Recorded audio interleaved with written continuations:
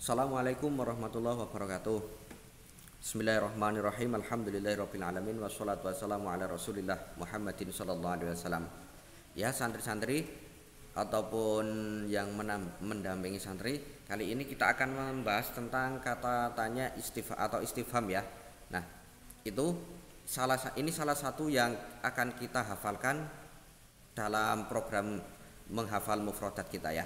Nah, ini mufradat yang pertama kan kemarin sudah isim domir, terus kemudian nanti kita membahas istifham atau kata tanya, kemudian besok kita akan membahas kata tunjuk atau isim isyarah, kemudian akan membaca kata sapaan seperti ahlan wa sahlan dan lain-lain.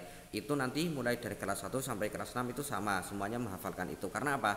Itu materi yang selalu ada dalam kelas 1 sampai kelas 6 ataupun sampai SMP, SMA, sampai perguruan tinggi. Yang namanya bahasa Arab itu tidak bisa terlepas dari yang namanya itu tadi domir, terus kata tanya, istifham, isim isyarah, kata tunjuk, kata sapa dan lain-lain itu tidak bisa terlepas. Adapun seperti isim atau nama benda yang ada di kelas 1, misalnya di kelas 1 ada yang namanya kolamun, nanti di kelas 6 sudah mulai pekerjaan fiil, ada qara'a membaca, itu nanti setelah selesai daripada yang kita bahas yang penting-penting dulu ya.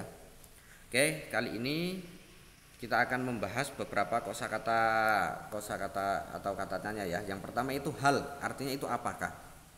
Nah, istifham hal atau kata tanya hal ini digunakan untuk menanyakan suatu keadaan dan menuntut jawaban iya atau tidak, atau dalam bahasa Arab itu na'am atau la ya. Misalnya, hal taqra'ul Qur'an, apakah kamu membaca Al-Qur'an? Dijawabnya iya atau tidak dulu, iya atau tidak dulu ya. Misalnya ya, berarti na'am aqra'ul Qur'an, ya saya membaca Qur'an. Tapi ketika tidak, itu dijawab la aqra'ul kitabah, la aqra'ul kitabah, tidak saya membaca kitabah itu buku ya, seperti itu. Kalau jawaban dari hal itu didahului na'am atau la dulu, ya atau tidak. Kemudian ada ma atau madza ya. Ini artinya itu apa? Kalau ma atau madza ini digunakan untuk menanyakan jenis, nama atau benda. Intinya kalau ma atau madza ini digunakan untuk menanyakan benda yang tidak bernyawa. Contohnya, ma hadzal qalam, apakah ini pulpen? Apakah ini pulpen? Nah, pulpen itu kan tidak bernyawa ya. Seperti itu. Kemudian ada man. Man itu siapa? Ya digunakan untuk menanyakan objek yang berakal atau bernyawa ya, atau menanyakan seseorang. Misalnya, man anta, siapa kamu? Nah, itu kamu maksudnya itu di sini kan bernyawa atau berakal. Man anta tolib, apakah kamu pelajar? Nah, seperti itu ya. Itu bernyawa. Kalau man itu penggunaannya untuk orang yang bernyawa atau berakal. Man hiya Fatimah, apakah dia Fatimah? Nah, itu kan Fatimah itu kan bernyawa ya atau berakal. Kemudian nomor 4, kaifa. Kaifa itu artinya bagaimana. Nah, ini untuk menanyakan keadaan atau menanyakan suasana ya. Misalnya bagaimana keadaan di sana, bagaimana suasana di sana, ataupun untuk menanyakan cara, bagaimana cara membuat ini.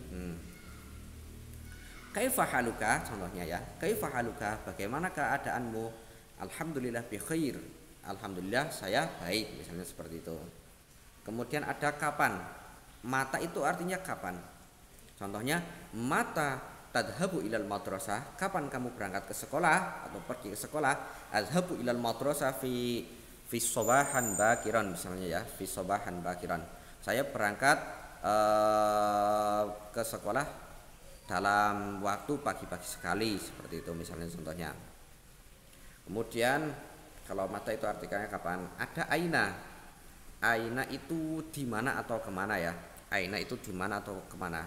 Contohnya, aina kitabi, di mana bukuku. Ataupun ainal fasli, di mana kelasku. Aina fasluka, di mana kelasmu. Terus itu kalau aina itu artinya di mana. Kemudian nomor 7 itu ada kam. Kam itu artinya berapa? Kam. Misalnya, kam jumlatul fasli fi madrasatuka, berapa jumlah kelas di sekolahmu? Atau Kami saatul an, jam berapa sekarang? Nah itu ya, kam itu berapa. Kemudian ada ayun. Ayun itu yang mana artinya? Nah ini biasanya digunakan untuk menentukan sebuah pilihan ya, menanyakan sebuah pilihan. Contohnya itu mana ya contohnya ya?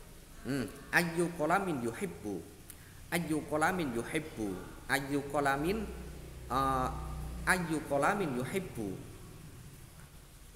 Kolam itu kan pulpen, berarti pena atau pulpen. Pulpen yang mana yang kamu sukai? Nah seperti itu ya. Ayu kolamin yuhibbu, pulpen yang mana yang kamu sukai? Nah itu kan menanyakan sebuah pilihan. Atau ayu darajatin tuhibbu, sepeda mana yang kamu sukai. Misalnya ketika akan membeli sepeda, ke toko sepeda ada beberapa pilihan ya seperti itu. Kemudian limaza atau artinya itu mengapa atau kenapa. Misalnya limaza ghaib fil amsi, kenapa kamu tidak berangkat kemarin misalnya. Atau limaza masian ilal madrasah, kenapa kamu berjalan menuju sekolah ya, misalnya karena banyak gembes atau karena apa seperti itu ya. Kemudian ada nomor 10 itu liman itu artinya punya siapa. Nah sebenarnya kalau apa ya, istifham atau kata tanya di dalam bahasa Arab itu sebenarnya jumlahnya ada banyak, lebih dari 10 lebih. Tapi dalam pembahasan kali ini kita pelajari dulu 10 yang urgen dulu, yang penting dulu. Adapun yang lainnya sambil berjalan kita pelajarinya ya. Liman itu misalnya contohnya itu liman hazal kolam, punya siapa pulpen ini. Nah seperti itu ya. Mungkin itu untuk pembahasan yang kita bahas tentang kata tanya ya, tentang istifham. Nah itu dihafalkan ya.